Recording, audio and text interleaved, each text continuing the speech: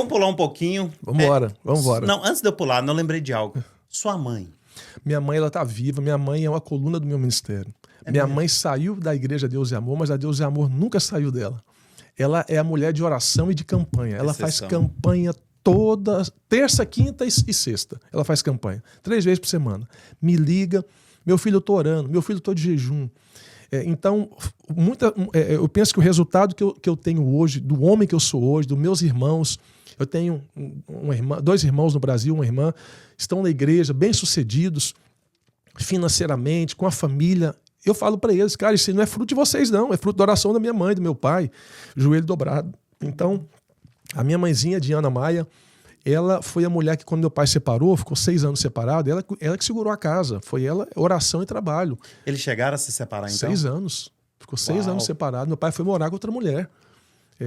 Eu tenho uma história de perdão da minha mãe que é muito forte, que é quando meu pai voltou, minha mãe não perdoou, ela teve remorso.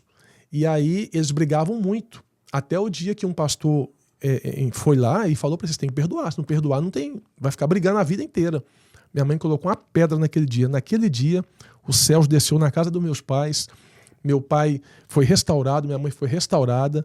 Meu pai morreu na igreja, amando minha mãe, beijando, igual pombinho, igual casalzinho namoradinho. Mas tudo começou com perdão. Perdão. Perdão é a chave. Se não tiver perdão, não vai.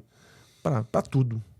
Conselho que você daria agora para esses casais que estão aí, que possam ter passado ou estão com esse sentimento, porque você viveu lá com a sua família. O que você diria, pastor? Sim, eu sou filho de pais separados, que meus pais ficaram 6 anos separados, e minha mãe aceitou meu pai por uma chave chamada perdão. Se não fosse o perdão, meu pai mas a minha mãe não teria voltado, o perdão e Cristo. Então, o que eu digo? Deus não restaura casamento. Deus não vai restaurar seu casamento. Deus restaura pessoas. E uma das formas de Deus restaurar pessoas é através do perdão. Se você quer atualizar o seu casamento, trazer uma reestruturação nova para o seu casamento sem perdão, meu irmão, é perca de tempo. Você vai perder tempo, vai machucar quem está debaixo do teto, vai ferir as pessoas que estão envolvidas com você. Tem que ter perdão. O que é perdão? Perdão é rasgar a carne. Perdão é tocar na ferida e não sentir dor. Perdão é rasgar a promissória. Perdão é olhar para o passado, do lado podre que ela fez e que ele fez, e não ter sentimento de justiça ou de revolta no presente. Perdão é você olhar para frente com a visão de construção e não de destruição. Então, casais que se perdoam vivem bem e vivem melhor. Filhos que se perdoam vivem bem e vivem melhor. O perdão é a chave.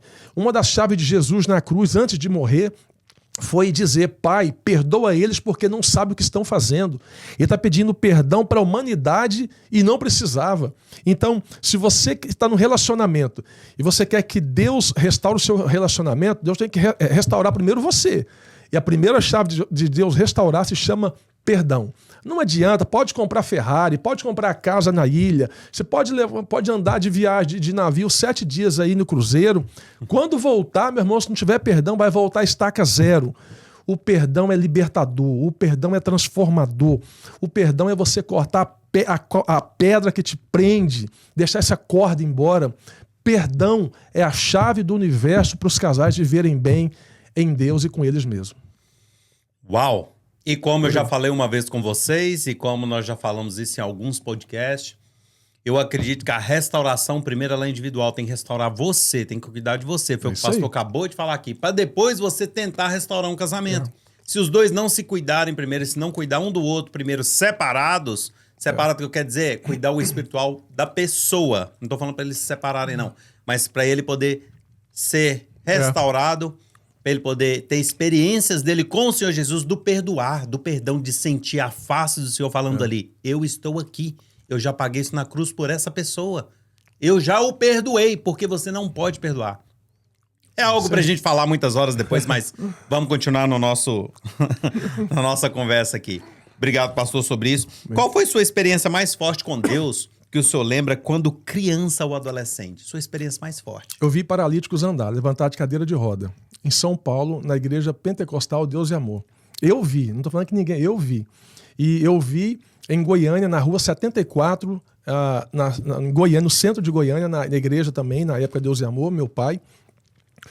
Ele entrando na igreja, um culto que ele ficou a semana inteira de jejum, e ele tinha um jaleco branco.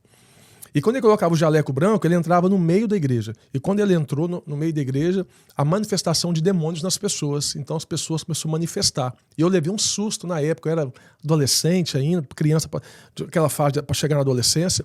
Eu lembro de ver mulher rastejando no chão igual cobra, passando por baixo dos bancos.